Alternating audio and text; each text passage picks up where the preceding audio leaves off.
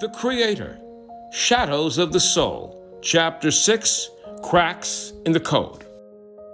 The chapter opens with Danny meeting with his former employee David, an IT expert, in his office. The atmosphere is tense, with David looking deeply concerned as he pulls up a screen filled with lines of code, computer coding. The author who's mentioned in David's book, the one who falls in love with the mysterious woman, he's present in the office, a shadowy figure that only Danny can see, and he's pacing angrily in the background of the office. David points to the screen as Danny looks on. I called you in here as soon as I could because this couldn't wait. I've been running some simulations, trying to understand what's been happening with the mysterious woman, why she pops in and out of this reality from some kind of book reality. And I think I found something, and I have to tell you, it's disturbing. And Danny leans in. Well, what do you mean? David scrolls through various codes he's created, simulations. Just look at this. It isn't just a random text. The code is a living, breathing thing. It seems to be that every time you write something about the mysterious woman, the code changes. It's like she's evolving, adapting to whatever you write, and so is the code which is behind her. But that's not the scariest part. Danny frowns. Well, what could be scarier than that? And David leans back, looking troubled. Well, the code isn't just influencing her behavior, it's affecting you too. It's creating a feedback loop between you and the mysterious woman, the fictional character who somehow came to life. I guess what I'm trying to say is the more you write, the more it changes you and the world around you. It's like you're both part of the same system, and it's getting harder to tell where one ends and the other begins. Before Danny can respond, the fictional author, the purported author in the radio drama that Danny is writing, and the fictional love interest of the mysterious woman, suddenly steps forward. This fictional author was never meant to be more than ink on paper, a character conjured from Danny's mind, a figment of fiction. But as Danny wrote, something strange began to happen with him as it had with the mysterious woman. The boundaries between Danny's world and the world of his creation began to blur. And out of the shadows of his story, the fictional author steps now into the light. And he wasn't just a character. He was a reflection of Danny's darkest fears and deepest desires, brought to life with a will of his own, challenging his creator in ways that Danny never anticipated. The fictional author steps forward, glaring at Danny with barely contained rage. So you think this is a game, don't you? You think you can just write whatever you want and have it all turn out the way you imagine? Well, guess what, Danny boy? You stole her from me. Yes, you stole her, the mysterious woman. She was mine, my creation, my muse, and you took her away. And Danny says, wait, but you're not real, you're just a character. How can you? You say I'm a character? Is that what you think, that we're all just puppets for you to play with? I was the one who created her, who fell for her first, and she fell for me, and now you're trying to make her yours? That's not how it works, Danny. You don't get to rewrite the rules just because you're the one holding the pen. David looks on concerned. Danny appears to be talking to himself. Danny, who are you talking to? And Danny, realizing what it looks like, shakes his head. Oh, it's nothing, just never mind. And the fictional author, stepping closer, his voice dripping with venom, says, you can change her name. You can change her appearance. You can call her Galatea, Galatea, whatever you want. But she's still mine, and I won't let you take her without a fight. Danny says desperately, she's more than a character now. She's real, or at least she feels real, and I'm just trying to figure out what's happening. Ha! The fictional author laughs. Good luck with that, because every word you write, every decision you make, you're getting closer to losing control.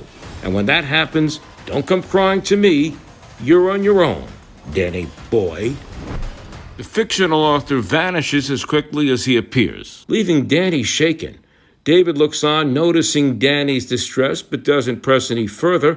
Instead, he says softly, Danny, whatever's going on, you need to be careful. This isn't just a story anymore. It's real, and it's dangerous. But that's only the first of Danny's confrontations. He's back in his studio, and Tricia arrives, looking worried. She confronts him. Danny, we need to talk. You've been so distant, more than usual, and I'm worried about what's happening to you. And with Teresa gone, there's no one to look after you. And Danny tries to dismiss her concerns, saying, I'm fine, Tricia, just working through some things. She crosses her arms. Working through things? You're getting lost in them, Danny. You're not the same anymore. You're so wrapped up with this woman and this story, you're forgetting about the real world and the people who care about you. Danny says defensively, Tricia, you don't understand. This isn't just a story. It's an obsession, Tricia says, and it's consuming you. Whatever's going on, you need to take a step back before you lose yourself completely. I'm in too deep, Tricia, Danny says. But I don't know how to stop. It's like the more I try to figure it out, the more tangled up I get. And seeing his desperation, Tricia eases up.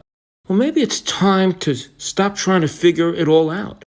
Maybe it's time to let everything just go a little bit and remember who you are, who you were before all of this started. And Danny, looking down conflicted, says, well, you're right, but I don't even know if I remember who I was before this started. Danny's ex, Teresa, is in town, and they agree to meet in a quiet cafe that evening. The atmosphere is tense but familiar as they sip their coffee, avoiding the deeper topics until Teresa breaks the silence. Something's going on with you. What is going on? I know we're not together anymore, but I still care, and you seem very off. Danny is distracted. He sighs and runs a hand through his hair. Well, you're right. Things have been complicated. There's things I've been dealing with. It's hard to explain. I've been working with Dr. Harrison, he adds, and Teresa leans in concerned. Well, Dr. Harrison is still a doctor, but I know you, and I'm a person. Try me. You know, I've seen you at your worst, so whatever it is, I know I can handle it. And after a pause, Danny opens up, choosing his words carefully.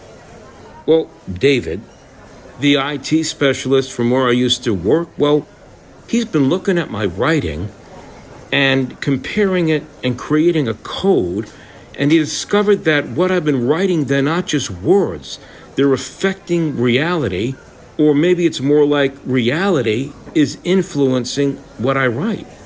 Teresa raises an eyebrow. That sounds pretty far out there, even for you. Are you saying you're controlling reality through your stories? In that case, have them waive the check. David laughs. Oh, it's not that simple. It's more like there's this feedback loop between me and what I write, and it seems like I'm involved in a kind of simulation. Maybe we all are. And the code, whatever it is, that's running the simulation, it changes every time I write. And the woman I've been writing about, I call her the mysterious woman, the imaginary friend, she's become more than just a character. She's real, Teresa, and now everything is just spiraling out of control. Danny rests his head in his hands. Teresa, trying to process this, has a mix of skepticism and concern on her face. So you're telling me your writing is changing the world around you? Is it changing my world too? And this woman you're involved with, she's from your book. Is that it? Well, yeah. And the worst part is, I think I've lost control of it all. It's like the code or whatever controls this simulation I'm a part of, or maybe we all are a part of. It's taken on a life of its own, this code. David has seen it run a simulation of it, and he says that we're all just part of a larger code following a pre-written script, but it's no longer pre-written. I'm altering that script with what I write in the story. There's a pregnant pause, and Teresa, sitting back, is stunned. That's insane, Danny. But then again, it makes a weird kind of sense. You always had a way of getting lost in your stories, of making them so real that they felt more than just fiction. But this is really on another level. Teresa adds, and what you're going through, it seems to be a choice about what matters more, this story or the actual life that you're living. And Danny, looking down at his coffee, says, I don't even know if I can separate the two anymore. And Teresa reaches across the table, placing her hand on his. Then maybe it's time to try. Start with what you know, what's real. Me, David, Trisha, Dr. Harrison, we're all real, and we're all here for you. But you have to let us in. And with that, Danny nods slowly, the weight of Teresa's words sinking in as he realizes that he may have to make a choice between the story he's writing and the life that he's living.